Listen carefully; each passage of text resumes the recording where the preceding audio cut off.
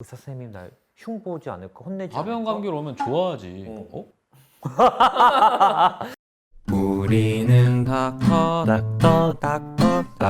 프렌즈. 안녕하세요, 닥터 프렌즈입니다. 예. 사실 뭐 좀 안타까운 얘기긴 한데, 이제 제가 정신과 진료를 하다 보면 환자분들이 조심스럽게 얘기를 하시거든요. 근데 이렇게 생각해 보면 아주 심한 것 같진 않은데 이런 질환으로 와도 되는지. 뭐 남들도 다들 이 정도로 힘든데 아, 나만 약간 유난스럽게 하는 거 아닌지.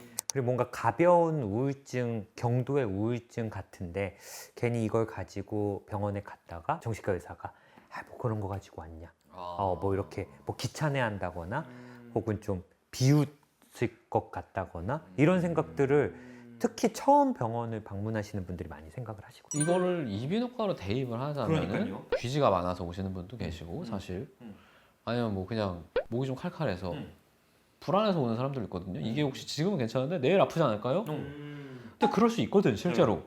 그러면 이제 저희가 보고 뭐 가벼운 약을 처방해 드린다든지 아니면 뭐 이 정도는 그냥 물 드시면서 보셔도 되겠습니다 이렇게 말씀해 주시기도 하지만 어찌됐건 판단은 의사가 하는 거지 환자 본인이 하는 게 아닐 뿐더러 그렇죠. 내가 불편하다고 느꼈다면은 일단 병원에 오는 것이 안전하죠. 우리가 막 병원 가는 게 막 엄청 힘든 나라는 아니니까. 그래서 저도 딱 이런 얘기를 하거든요. 우리가 감기 걸려서 병원 갈 때 이런 고민은 잘 안 하거든요. 그치. 보통 아프면 오지. 내가 가벼운 감기로 병원 갔다고 의사 선생님이 날 흉보지 않을까, 혼내지 가벼운 않을까? 감기로 오면 좋아하지. 어, 부담도 없고. 그러니까 부담이 없죠. 그리고 우리가 편의점을 갈 때도 사실 비슷해요. 물건 하나 샀는데 뭐라 그럴까? 뭐 물론 그렇게 생각하는 분도 있겠지만 편의점 갔을 때 뭐 담배 한 갑만 사오는 분들도 얼마나 많고 물 한 병 사서 사오는 오는 사람 분도 많고 예, 뭐 칫솔, 뭐 가그린 사갖고 오시는 분도 있고 뭐 술 마시기 전에 숙취 음료를 사갖고 오시는 심지어 분도 나는 가끔 들어갔는데 먹고 싶은 거 없어 그냥 나오기도 해. 그럴 수도 있는 거예요. 또 우리 헬프님들도 생각해 보세요. 내가 알바생이에요. 마트에 갔는데 하나만 사고 오면 좀 그럴까? 이거보다 뭐 갑자기 막 이만큼 사와. 아 그럼 힘들지. 힘들지. 막 1+1이고 어떤 거는 막 섞여 있어. 하기 싫다 이제. 그러니까 본인이 생각했을 때 가볍지만 의사가 봤을 땐 또 가볍지 않을 수도 있고요. 그럴 수 있어. 설사 그게 경도의 질환 혹은 병 전 단계 상황이어도 의사는 그 상황을 진지하게 대하지 뭐 이걸 비웃는다거나 그럴 수 없지. 그럴 생각이 아예 없죠, 사실은. 그렇죠. 그리고 내과 입장에서도 봤을 때 어떤 병의 전 단계는 항상 있어요. 그런데 우리가 또 가장 중요한 것 중에 하나가 그 전 단계에서 실제 그 병적인 상태로 진행하는 걸 막아주는 게 굉장히 그 개인한테는 훨씬 이득이거든요. 그래서 그런 조치를 먼저 취할 수 있게 이제 하는 게 그 좀 그런 전 단계에서부터 이제 병원을 좀 가는 거라고 좀 개인적으로 생각을 하거든요. 네. 그리고 뭐 저는 그냥 이제 그런 환자분들께 긴장을 풀어드리기 위해서 농담처럼 얘기하거든요. 상담을 쭉 하고도 이제 본인이 생각해서 좀 안심을 하신 거예요. 약간 그래서 사실 이런 걸로 와서 좀 죄송해요, 선생님 괜히 귀찮게 한 것 같고 그래서 저는 그냥 얘기하거든요. 오히려 편해요.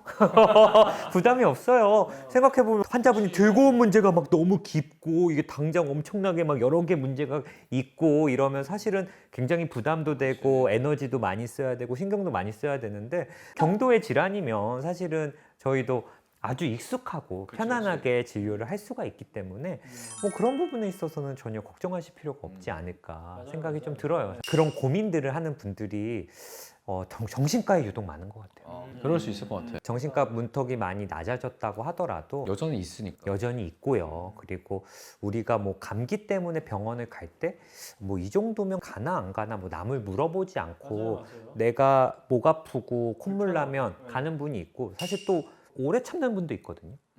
막 주변에서 가라 맞아. 어. 누가 봐도 아픈데 지금. 애가 패런 같은데 이제. 의사한테 진짜 안 들어요. 병원 좀 가라. 약 먹었어? 어떻게 보면 친구들끼리 야 미련하다 막 이러지. 뭐 빨리빨리 간 사람 보고 우리가 뭐 깨병이다 이러지 않잖아요. 그러니까 차라리 빨리빨리 좀 이용을 하시면은 좀 좋을 것 같고 어쨌든 우리나라 문턱이 높거든요. 그러니까 환자분들이 가야 될까 하는 분들은 대부분 치료가 필요한 분들이 사실 많습니다. 턱이 높은데도 불구하고 그런 생각이 들었다면 그러니까 우리나라 이용률이 굉장히 떨어지니까 맞아요. 정신건강 서비스 이용률이 OECD 평균을 비교하면 뭐 당연히 평균 이하고 아마 OECD 국가 중에도 제일 낮은 걸로. 저는 헬프님들께 좀 드리고 싶은 말씀이 얼마 전에 이제 ADHD 영상에서도 우창윤 선생님이 뭐 자기 약을 먹고 있다 이런 얘기도 하고 진승의 상담을 받고 예. 어떠셨어요? 약 드신 지 지금 한 3주 정도 되셨잖아요. 업무를 할 때 이거를 쭉 유지하는 게 그렇게 어렵지 않다고 느꼈어요. 제가 뭐 스토킹을 당해서 이렇게 힘들었다는 얘기도 드리고 이런 것들이 사실은 이 유튜브에 나오는 우리들도 얼마든지 정신질환에 노출이 될 수 있고 걸릴 수도 있다는 거. 맞아요. ADHD 보면 이제 댓글들 엄청 많이 달렸어요. 막 난가? 나 체크했는데 다 난데? 근데 제가 봤을 땐 그 댓글 다시는 분들 중에 병원 가시는 분들 10%도 안 됩니다. 맞아요. 그럴 거예요. 댓글만 달고 또 고민하시다가 안 가는 분들이 많으실 거고 병원을 아주 그냥 좀 편안하게 이용을 하셨으면 좀 좋겠다는 생각이 좀 듭니다. 사실 그 ADHD 영상 보고 더 그런 걸 느꼈어요. 왜? 병원에 가면 뭐 ADHD 검사도 할 수 있고 ADHD에 대한 증상을 잘 아는 치료가 가능한 의사도 만날 수 있고 ADHD 치료제도 있는데 댓글만 달고 계시지 말고 걱정이 되신다면 한 번쯤은 방문해서 아니면 안심하고 지내시고 그러니까요. 맞으면 진짜 치료가 거기 댓글 다신 분들 중에 ADHD 치료받고 인생이 달라졌다 굉장히 드라마틱하게 좋아지신 분들도 분명히 있기 때문에 그러니까. 전문가를 좀 만나보셨으면 좋겠다는 생각이 특히 들고 정신과 환자분들이 특히 병원보다 병원 외에서 자꾸 돌아다니시는 경우가 되게 많아요. 다른 치료법을 찾는구나. 책을 보시기도 하고 책으로서 어떻게 좀 좋아질 방법이 없나 뭐 운동, 명상, 인터넷 뭐 우울증 자가 검진 이런 것만 뭐 반복적으로 해보시는 분들도 있는데 뭐 사실 그런 게 좀 많이 안타깝고 아직까지 뭐 정신과에 대한 편견 그리고 사회적인 어떤